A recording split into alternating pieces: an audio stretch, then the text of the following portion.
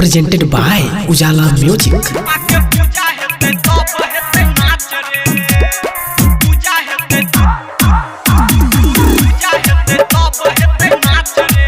Recording by Ujala Music present Raghopur Sakri. भाई चंदा गले तू पाँच पाँच रे भाई चंदा गले तू पाँच पाँच रे माँ के पूजा हेते तब हेते नाच रे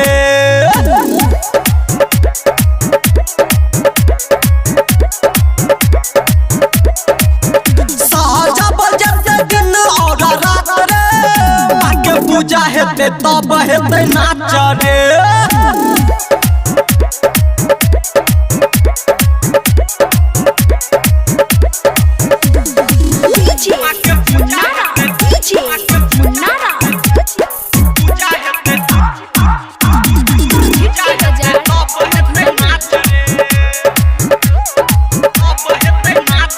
तीनों दिन माई के मूर्ति बैठे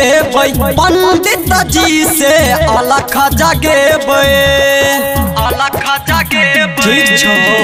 तीनों दिन माई के मूर्ति बैठे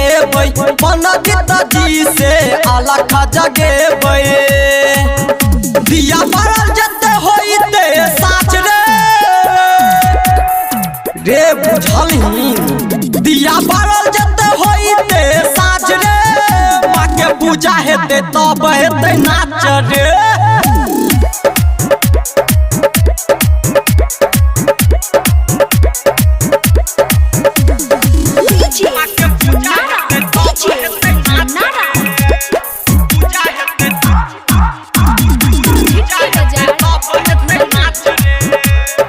उजाला म्यूजिक के भक्ति में प्रस्तुति।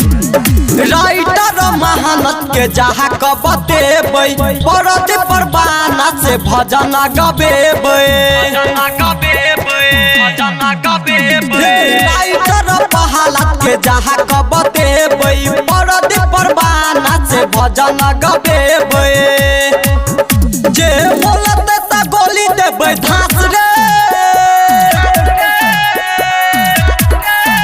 जे बोलते त गोली देबे धास रे बाके पूजा हेते तब हेते नाच रे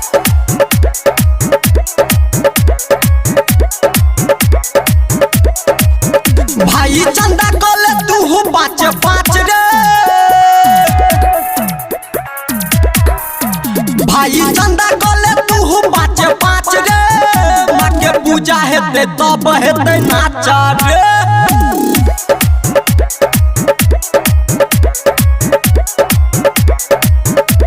सहजा बजते दिन और रात रे माँ के पूजा हेते तब हेते नाच रे।